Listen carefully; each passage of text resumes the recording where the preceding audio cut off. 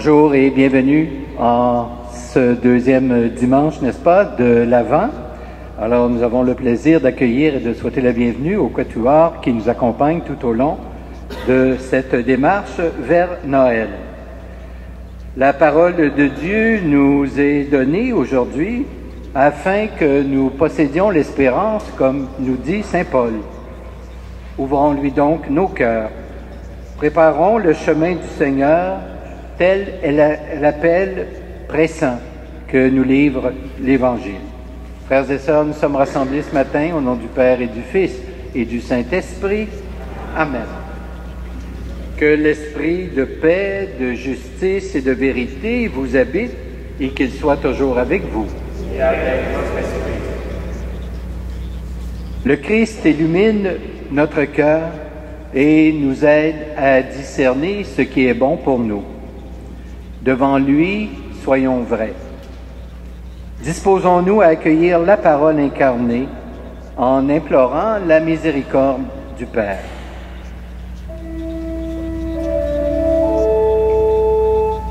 Ensemble, prions le Seigneur.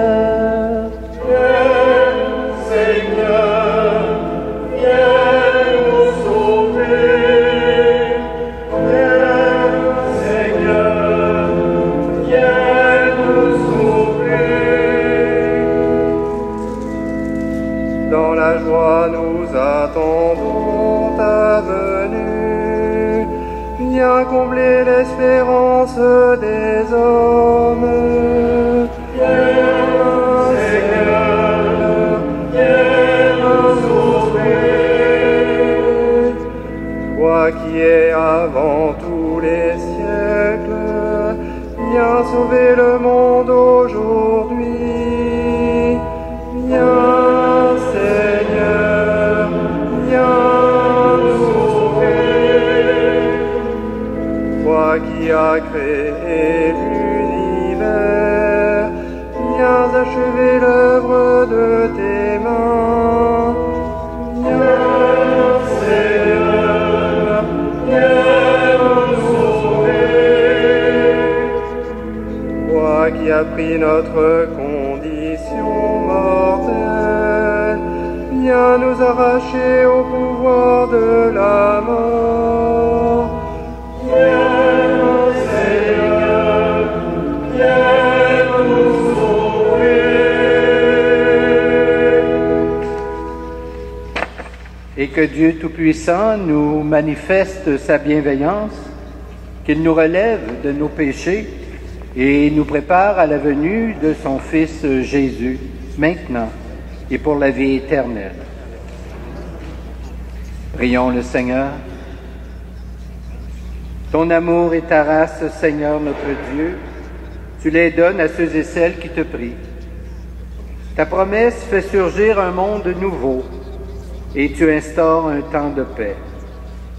Convertis-nous par ton esprit. Avec lui, nous préparons l'avènement de Jésus notre Sauveur. À toi, gloire et louange pour les siècles des siècles.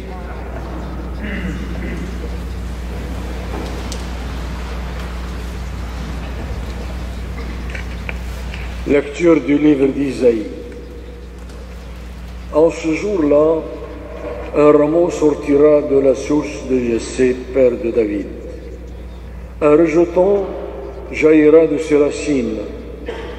Sur lui reposera l'Esprit du Seigneur, esprit de sagesse et de discernement, esprit de conseil et de force, esprit de connaissance et de crainte du Seigneur, qui lui inspirera la crainte du Seigneur. Il ne jugera pas sur l'apparence, il ne se prononcera pas sur des rumeurs. Il jugera les petits avec justice, avec droiture, il se prononcera en faveur des humbles du pays.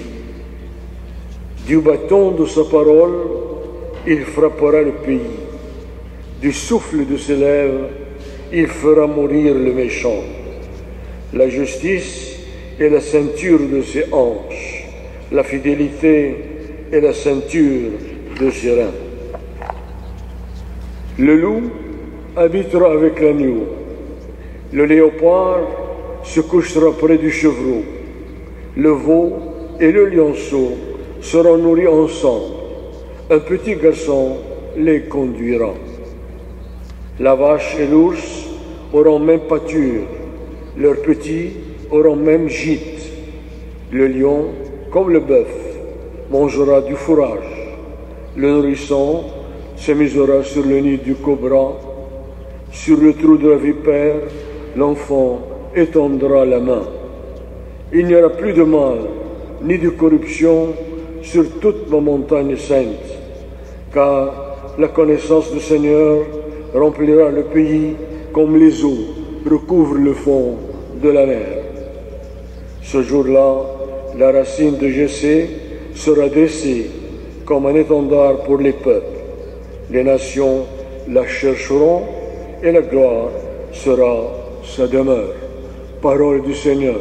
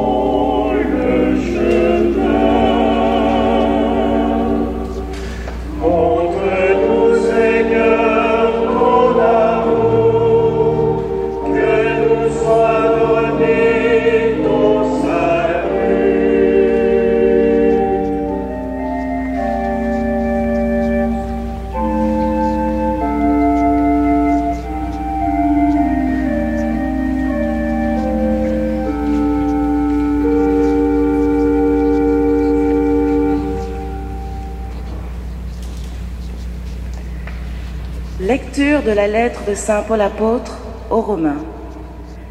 Frères et sœurs, tout ce qui a été écrit à l'avance dans les livres saints l'a été pour nous instruire, afin que, grâce à la persévérance et au réconfort des Écritures, nous ayons l'espérance. Que le Dieu de la persévérance et du réconfort vous donne d'être d'accord les uns les autres selon le Christ Jésus. Ainsi, d'un même cœur, d'une seule voix, vous rendrez gloire à Dieu, le Père de notre Seigneur Jésus-Christ. Accueillez-vous donc les uns les autres, comme le Christ vous a accueillis pour la gloire de Dieu. Car je vous le déclare, le Christ s'est fait le serviteur des Juifs en raison de la fidélité de Dieu, pour réaliser les promesses faites à nos pères. Quant aux nations, c'est en raison de sa miséricorde qu'elles rendent gloire à Dieu. Comme le dit l'Écriture, c'est pourquoi je proclamerai ta gloire parmi les nations, je chanterai ton nom. Parole du Seigneur.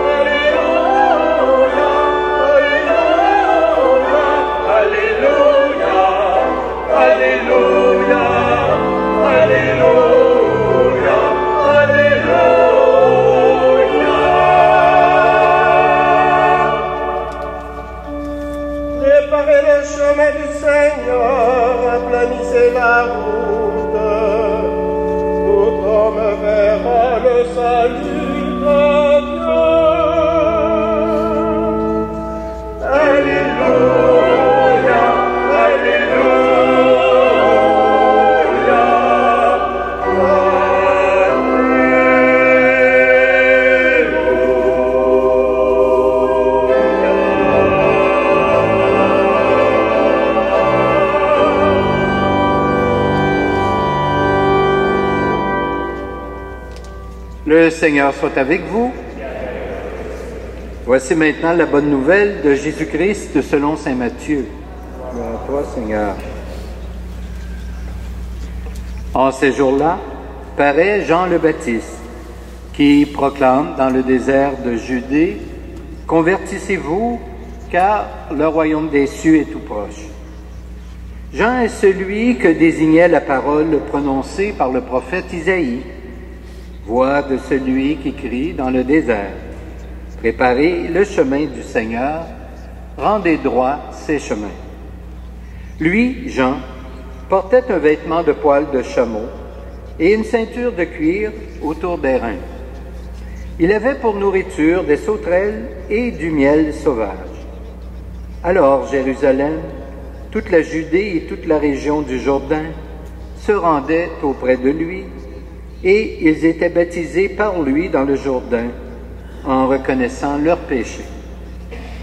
Voyant beaucoup de pharisiens et de sadducéens se présenter à son baptême, il leur dit, en genre de vipères, « Qui vous a appris à fuir la colère qui vient? Produisez donc un fruit digne de la conversion.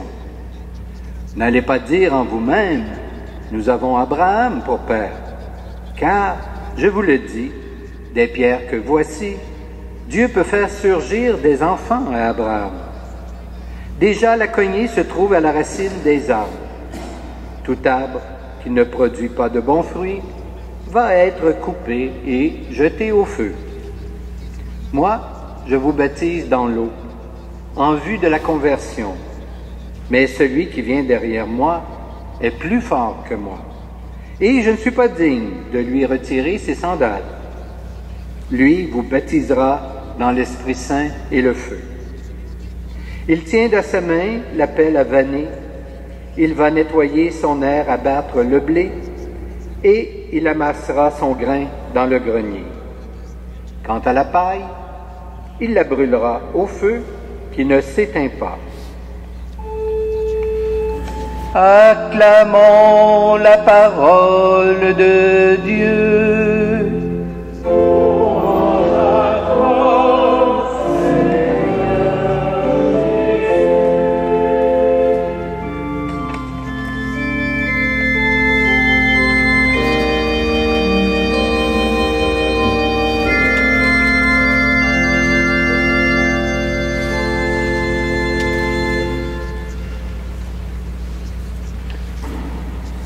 Frères et sœurs, en entendant proclamer aujourd'hui le texte du prophète Isaïe dans la première lecture, il est tout à fait naturel, normal, d'être un peu surpris.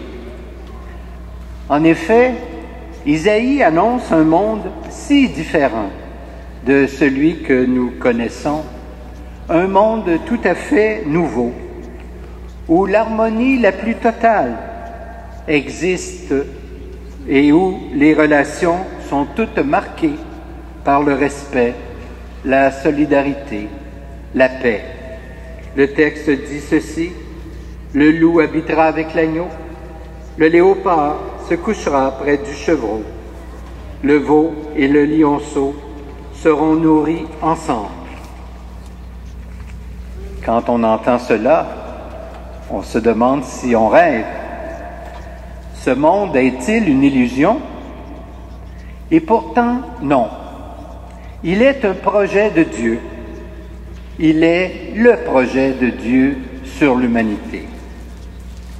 S'il en est ainsi, si ce monde-là doit vraiment exister, ce ne sera qu'à la fin des temps, dans l'autre monde, pensons-nous, pas dans notre monde actuel, ce monde qui est injuste souvent, qui est toujours en conflit, qui est parfois violent. Mais comprendre ainsi l'Écriture est une erreur, car en proclamant le royaume de Dieu, bien sûr, ce royaume de justice, de paix, de solidarité et d'amour, le prophète l'annonce, mais il l'annonce parce qu'il nous annonce Jésus qui va venir dans notre histoire. Donc, Jésus est un envoyé par son Père, par Dieu le Père, pour venir implanter justement un tel royaume. Et Dieu entend réaliser cette promesse maintenant. Ce qu'il annonce et promet, ce projet, il est tout à fait sérieux. Alors, c'est le texte qui nous dit ceci: « Un rameau sortira de la souche de Jessé, père de David. Un rejeton jaillira de ses racines. Sur lui reposera l'Esprit du Seigneur. » Alors, il est vraiment question dans ce texte de Jésus qui va venir. Et d'ailleurs, l'Église a depuis longtemps reconnu dans ce rejeton le Christ Jésus lui-même, que nous allons célébrer à Noël prochainement. Sa mission a été justement de donner naissance à ce royaume annoncé. Il ne l'a pas fait seulement avec des paroles, mais bien avec des gestes également. Sinon, on aurait dit Jésus c'est un grand parleur et un petit faiseur, mais il a été au contraire un grand parleur, mais aussi un grand faiseur. Par exemple, gestes de pardon, de réconciliation, d'accueil des rejetés. Il est même allé jusqu'à donner sa vie pour ce royaume. Sauf qu'il nous a demandé, bien sûr, de poursuivre son œuvre après sa résurrection. C'est donc à nous maintenant de travailler à répandre un tel royaume autour de nous, ce royaume qu'Isaïe a chanté comme nous l'avons vu et pour lequel le Christ s'est livré. Ce travail, évidemment, ne va pas de soi cependant. Il exige en particulier que nous adoptions l'esprit du Christ et que nous nous efforcions d'agir comme lui l'a fait. C'est justement pourquoi, suite au texte d'Isaïe proclamé, la liturgie d'aujourd'hui souligne le message de Jean le Baptiste qui appelle à la conversion. « Convertissez-vous, nous dit-il, car le royaume des cieux est tout proche. » Et ce qu'il y a à convertir en nous, c'est d'abord notre cœur. C'est également notre esprit et bien sûr notre regard. Car tout se joue à ce niveau. Il s'agit bien sûr de comprendre les paroles de Jésus, de les mettre en pratique et d'adopter des comportements qui ressemblent à ceux de Jésus. En effet, nous sommes parfois tentés d'user de violence pour régler nos problèmes. Nous aimons dominer, imposer notre volonté aux autres. Nous n'avons pas toujours un esprit ouvert. Notre regard n'est pas toujours bienveillant, compréhensif, indulgent sur ceux et celles qui nous entourent. Nous sommes capables, vous en conviendrez, nous sommes capables d'égoïsme, de dureté de cœur, de jalousie, d'injustice. Tout cela fait obstacle, bien sûr, à l'établissement du royaume de Dieu dans notre monde actuel et également à son développement. Il nous faut donc nous convertir, c'est-à-dire changer notre manière de voir et d'apprécier le monde qui nous entoure. Il nous faut apprendre à voir en toute personne quelqu'un à aimer et également quelqu'un avec qui partager. Sinon, impossible de construire efficacement ce royaume. Et une telle conversion n'est jamais terminée. Elle est constamment à reprendre et à approfondir.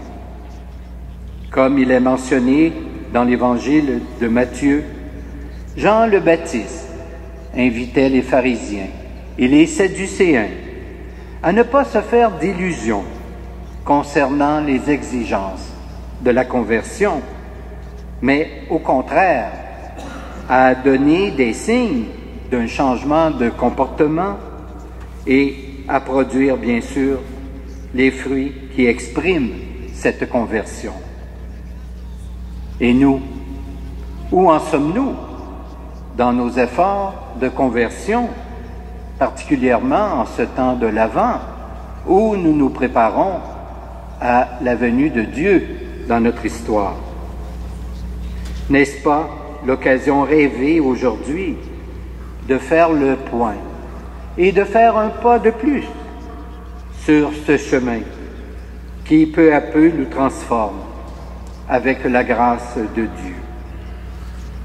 En acceptant, frères et sœurs, de changer notre cœur, nous nous préparerons de belle façon et peut-être de la meilleure façon à célébrer la Noël qui vient. Amen.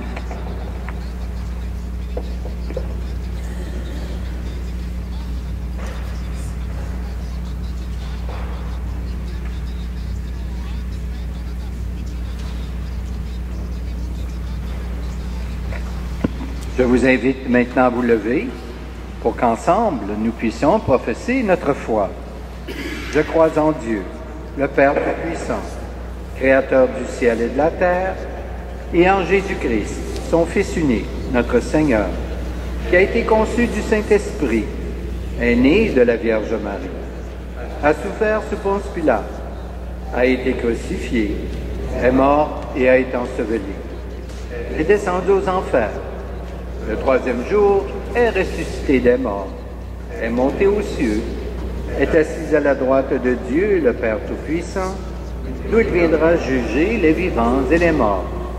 Je crois en l'Esprit Saint, à la Sainte Église catholique, à la communion des saints, à la rémission des péchés, à la résurrection de la chair et à la vie éternelle. Amen.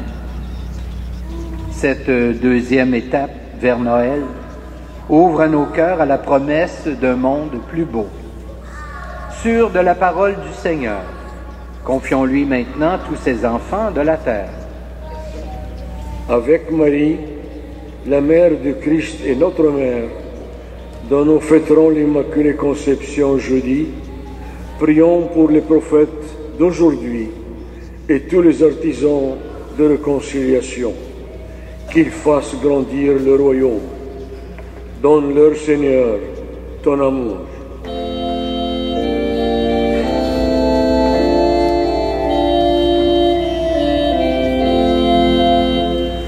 Viens, Emmanuel,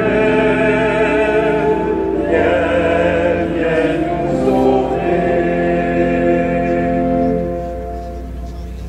Avec Marie, prions pour les responsables des nations et tous ceux et celles qui gouvernent le monde, qu'ils cherchent à bâtir la paix. Donne leur Seigneur ton esprit de sagesse. Emmanuel,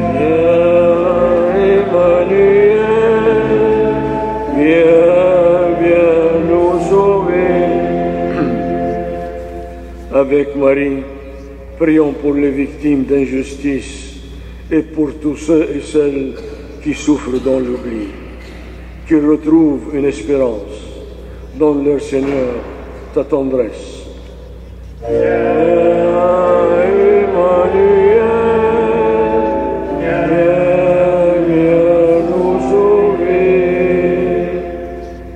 Avec Marie, prions pour notre communauté rassemblée et tous les chrétiens à l'approche de Noël, que nous osions témoigner de l'Évangile. Donne-nous, Seigneur, l'audace de la foi.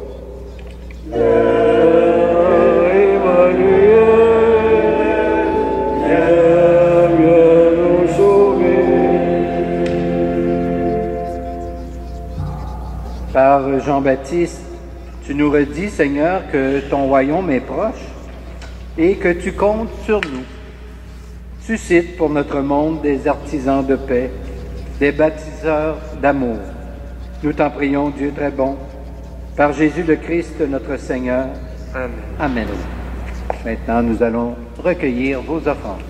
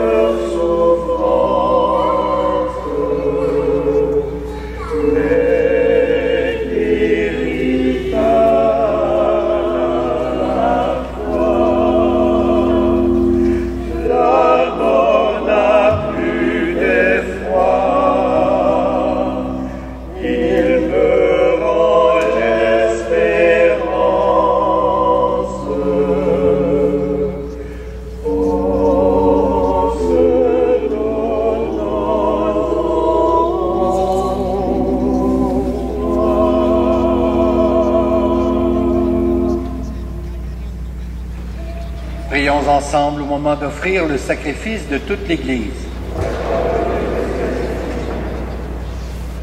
Tu nous promets, Dieu fidèle, de transformer ce monde en un ciel nouveau et une terre nouvelle. Nous apportons ce pain et ce vin.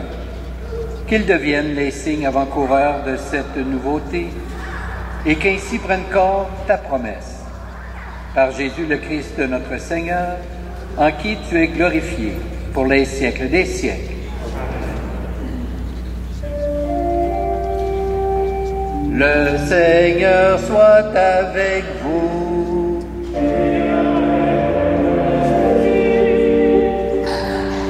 Élevons notre cœur.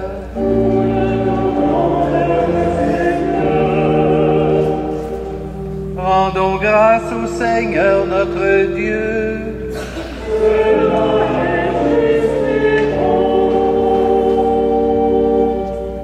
Vraiment, il est juste et bon de te rendre gloire, de t'offrir notre action de grâce, toujours et en tout lieu.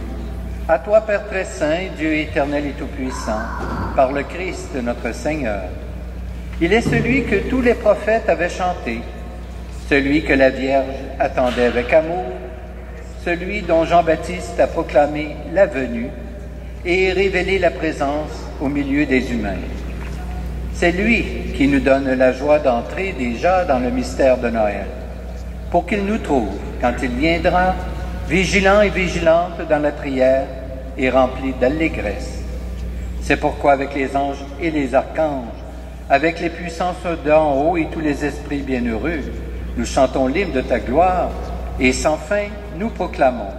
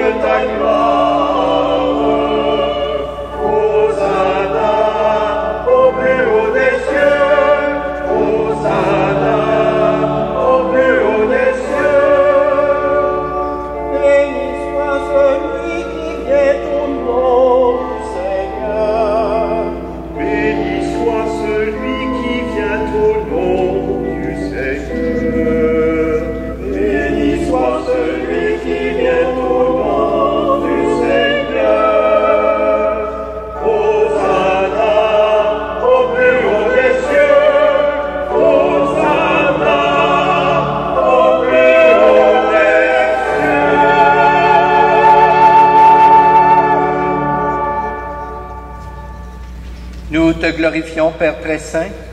Tu es toujours avec nous sur la route, et plus spécialement encore lorsque ton Fils Jésus nous rassemble pour le repas de l'Eucharistie. Comme jadis pour les disciples d'Emmaüs, il explique pour nous l'Écriture et nous partage le pain. C'est pourquoi nous te prions, Père Tout-Puissant, envoie ton Esprit sur ce pain et ce vin, afin que le Christ Jésus réalise au milieu de nous la présence de son corps et de son sang. La veille de sa passion, pendant le repas, il prit le pain, il rendit grâce, il le rompit et il le donna à ses disciples en leur disant « Prenez et mangez-en tous. Ceci est mon corps livré pour vous. »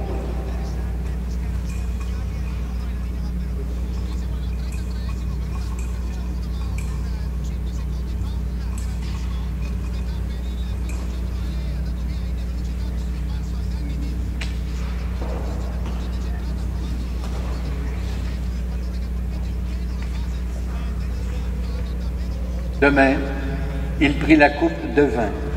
Il rendit grâce et la donna à ses disciples en disant « Prenez et buvez-en tous, car ceci est la coupe de mon sang, le sang de l'alliance nouvelle et éternelle, qui sera versé pour vous et pour la multitude en rémission des péchés.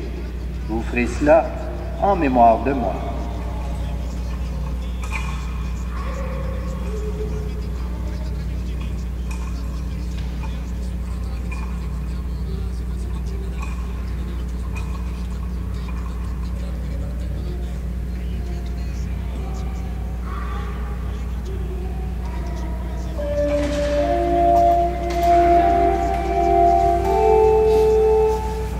Il est grand le mystère de la foi. Notre amour, Seigneur Jésus, nous célébrons ta résurrection. Nous attendons ta venue dans la gloire. Ô bien Jésus, ô bien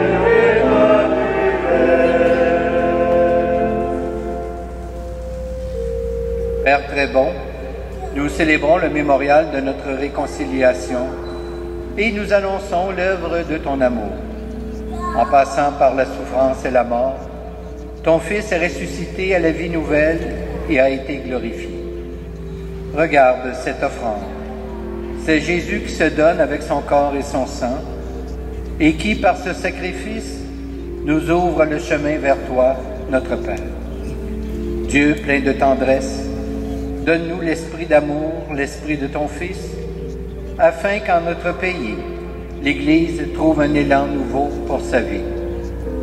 Renforce les liens d'unité entre les laïcs et les prêtres, entre les prêtres et notre évêque Christian, entre tous les évêques et notre pape François. Donne à ton Église de devenir, au milieu d'un monde divisé, un instrument au service de l'unité.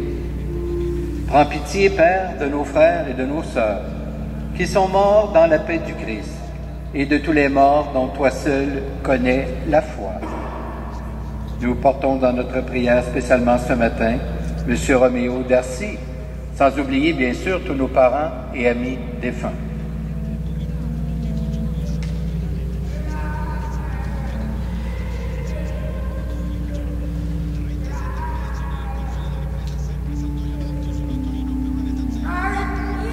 Et conduis-les maintenant à la résurrection.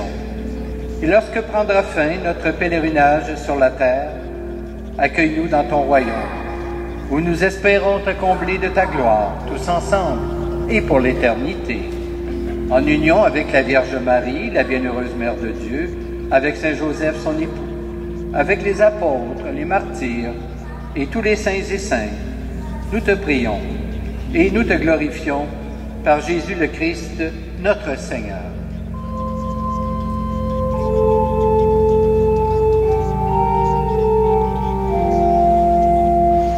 Par lui, en lui, au Père, en l'Esprit Saint, honneur et gloire aujourd'hui et toujours. Amen.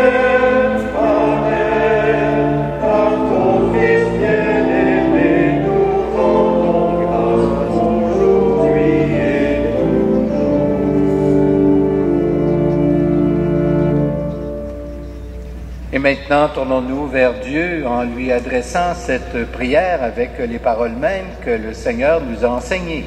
Notre Père, qui es aux cieux, que ton nom soit sanctifié, que ton règne vienne, que ta volonté soit faite sur la terre comme au ciel. Donne-nous aujourd'hui notre pain de ce jour. Pardonne-nous nos offenses, comme nous pardonnons aussi à ceux qui nous ont offensés. Et ne nous soumets pas à la tentation, mais délivre-nous du mal. Délivre-nous de tout mal, Seigneur, et donne la paix à notre temps. Par ta miséricorde, libère-nous du péché. Rassure-nous devant les épreuves en cette vie, où nous espérons le bonheur que tu promets, et le retour de Jésus-Christ, notre Sauveur.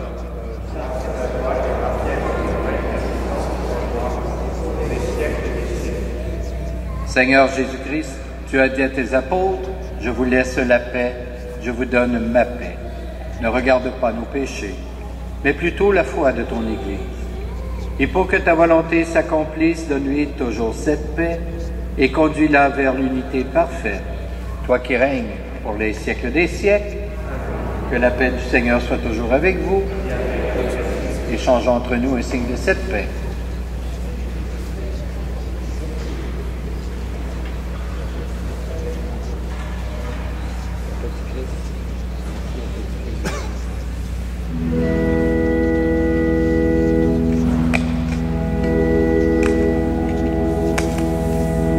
Agneau de Dieu, qui enlève le péché du monde,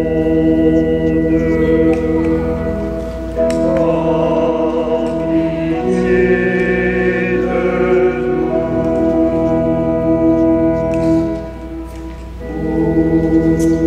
Agneau de Dieu, qui enlève le péché du monde,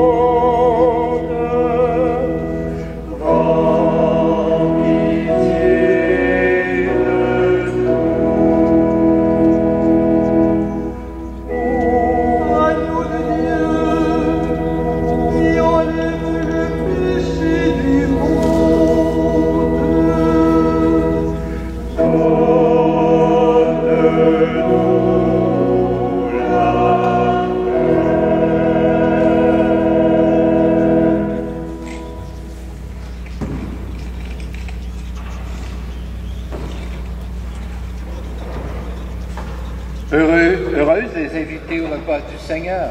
Voici l'agneau de Dieu qui enlève le péché du monde. Seigneur, je ne suis pas digne de te recevoir, mais dis seulement une parole et je serai guéri. Que le corps du Christ nous garde pour la vie éternelle.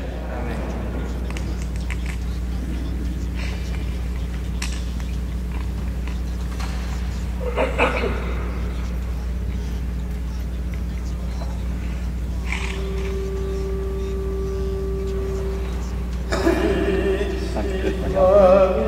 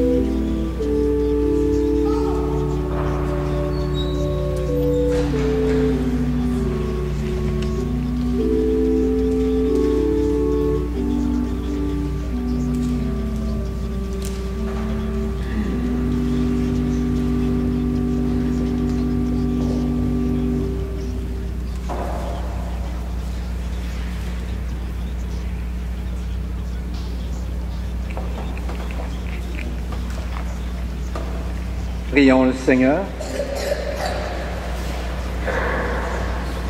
Dans l'Eucharistie, Seigneur Dieu, ton jugement est à l'œuvre. La vie de ton Fils vient habiter notre vie d'hommes et de femmes. Nous t'en prions, que ce jugement devienne en nous victoire de ta grâce et qu'il fasse de toute notre existence un service de ton nom. Par Jésus le Christ, notre Seigneur. Amen. Quelques petites annonces. Alors, je vous rappelle que la semaine prochaine, n'est-ce pas, dimanche le 11 décembre, nous aurons une assemblée des paroissiens à l'arrière de l'église après la messe de 10 heures, afin d'élire de combler 3 postes de marguilliers. Alors, je vous invite à réfléchir à ces postes, parce que c'est fort important dans la gouverne de la paroisse, et on sait que les marguilliers qui doivent résider sur le territoire de la paroisse vont se préoccuper davantage de la chose administrative. Alors, nous comptons sur votre disponibilité, votre générosité pour justement combler ces postes. Il y aura à l'arrière de l'Église les enveloppes pour les quêtes de 2017. Alors, pour les personnes intéressées, vous pourrez prendre de ces enveloppes. Vous savez que jeudi, c'est la fête de l'Immaculée Conception, donc il n'y a pas de messe à 10 heures le matin. La messe sera à 20 heures et nous aurons une chorale composée d'Haïtiens et d'Haïtiennes. Il y a toujours le groupe de partage de foi qui se réunit. La prochaine rencontre aura lieu mardi, le 13 décembre, à 19 heures. Si vous voulez bien, nous allons dire ensemble, nous poursuivons notre neuvaine en la fête de l'Immaculée Conception. Alors, il y a les feuilles bleues, qui est la prière à Marie, que nous allons dire ensemble avant la bénédiction finale. Je te salue Marie, mère de tous nos désirs d'être heureux. Tu es la terre qui dit oui à la vie. Tu es l'humanité qui consent à Dieu. Tu es le fruit des promesses du passé et l'avenir de notre présent. Tu es la foi qui accueille l'imprévisible. Tu es la foi qui accueille l'invisible. Je te salue, Marie, mère de toutes nos recherches de ce Dieu imprévu, du temple où tu le Père, au calvaire où il est pendu, sa route te semble folle. Tu es chacun de nous qui cherche Jésus, sans bien comprendre sa vie et ses paroles. Tu es la mère des obscurités de la foi. Toi qui conserves tous les événements dans ton cœur, creuse et médite tous nos pourquoi, et qui fait confiance en l'avenir de Dieu, ton Seigneur. Je te salue, Marie, mère de toutes nos souffrances. Tu es la femme debout aux pieds de l'homme crucifié. Tu es la mère de tous ceux qui pleurent, l'innocence massacrée et le prisonnier torturé. Je te salue, Marie, mère de Jésus et du disciple qui a cru. Tu es la mère des hommes et de l'Église. Tu es au carrefour de l'histoire du salut que Dieu invente depuis Abraham et Moïse. Je te salue, Marie, mère de toutes nos espérances. Tu es l'étoile radieuse d'un peuple en marche vers Dieu. Tu es l'annonce de l'humanité transfigurée.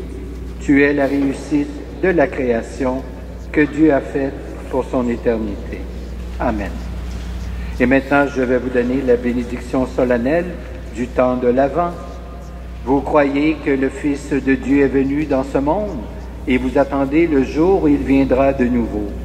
À la clarté de cette lumière qui lève, que Dieu son Père vous guide dans toutes vos démarches et qu'il multiplie sur vous ses bénédictions, qu'il rende ferme votre foi, joyeuse votre espérance et constante votre charité.